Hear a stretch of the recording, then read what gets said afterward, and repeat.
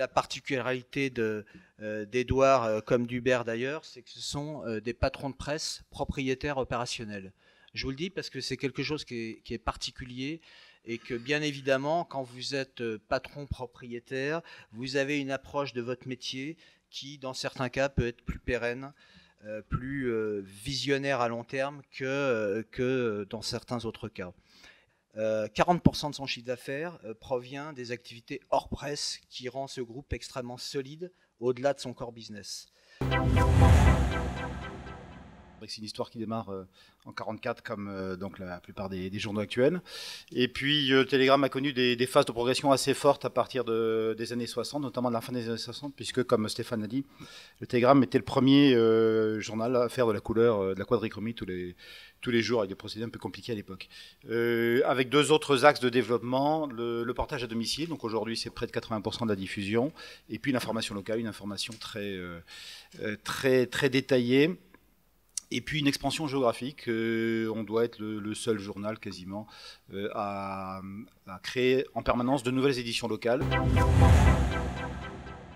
Aujourd'hui, alors on est sur Internet depuis 1996, tous nos efforts portent là-dessus et aujourd'hui on ne sait plus très bien d'ailleurs si on est un quotidien ou si on est une chaîne de télévision ou voilà, c'est une vraie révolution dans les métiers de l'information et dans l'organisation globale. Donc Hubert pourra en reparler un petit peu tout à l'heure puisque cette évolution aujourd'hui transforme très fortement nos métiers, nous donne une certaine insécurité, parce qu'en même temps on voit que nos recettes traditionnelles de vente et de publicité sont rognées, notamment de publicité. Hein. Le revenu publicitaire du Télégramme aujourd'hui ne représente plus que 25% des recettes du journal.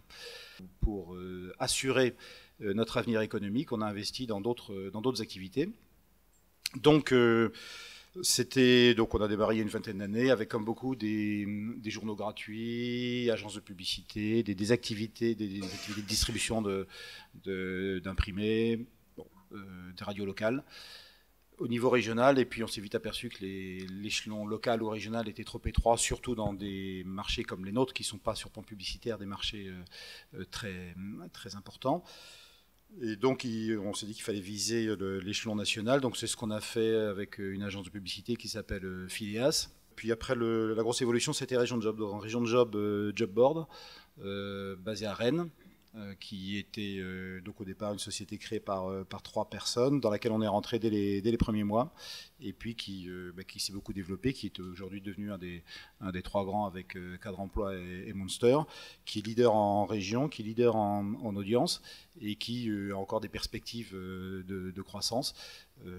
Voilà, donc Région de Job, dans laquelle on s'est lancé, j'ai envie de dire, sans état d'âme, parce que contrairement à d'autres, c'est aussi une des explications, nous n'étions pas très présents sur le marché de l'emploi. Donc quand on n'a rien à perdre d'un côté, évidemment on se développe plus vite sur les axes en question. Et d'ailleurs, ce que l'on voit, c'est que dans le numérique, qui réussit, qui gagne, ce sont souvent les pure players, les acteurs en place, qui ont un marché à protéger, évidemment, vont beaucoup plus lentement, ou ils vont plus prudemment, ou ils prennent moins de risques, et puis ça marche pas, ça peut marcher, mais ça marche pas forcément.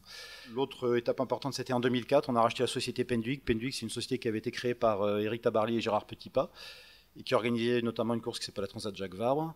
Et puis en parallèle, on a racheté la Route du Rhum, donc départ de Saint-Malo, qui est une grosse épreuve, mais qui n'a lieu que tous les 4 ans. Et du coup, on a après étoffé un peu le portefeuille, Transat AG2R et quelques autres activités.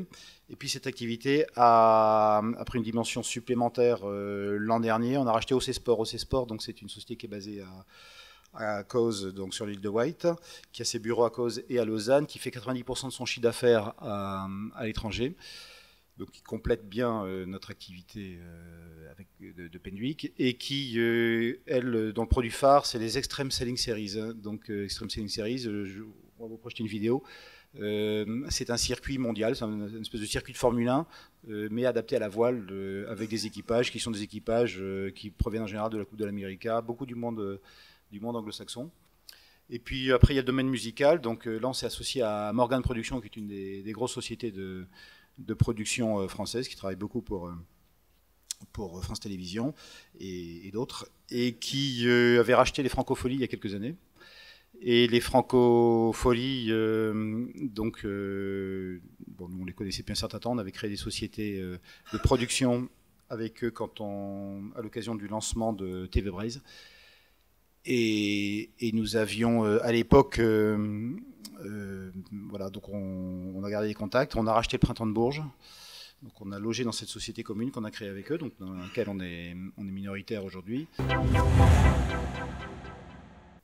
On a donc aujourd'hui deux grandes problématiques. La problématique, c'est avec un lectorat qui stagne, des jeunes qui lisent de moins en moins, comment réussir à transformer une entreprise d'information qui est avant tout régionale et locale, mais qui n'a pas de limite de frontières du fait des nouveaux outils numériques.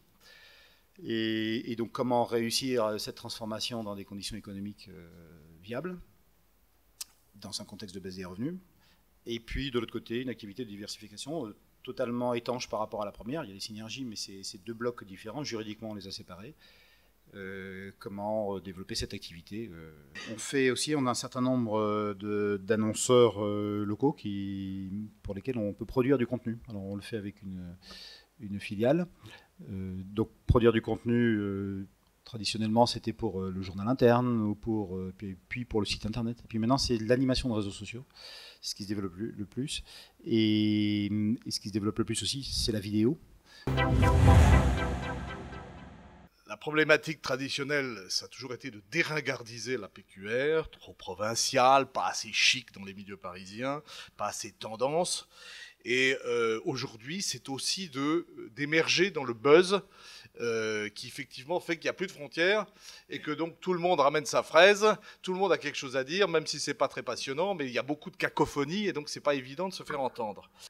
Les facteurs positifs que je vois pour la PQR aujourd'hui, c'est d'abord que nous vivons, c'est peut-être triste, mais un communautarisme accru. D'abord, c'est le nom de votre régie, Communities, et la régionalisation, le rejet du pouvoir central, des élites, tout ça devrait aller dans notre sens. C'est-à-dire que nous, finalement, on représente ce qu'on appelle souvent les vrais gens, en tout cas des gens qui sont plus proches du terrain et qui sont moins dans le discours, dans la communication à tout crin. La télévision, c'est un bon instrument pour nous, enfin en tout cas on le pense, de reconquête des jeunes.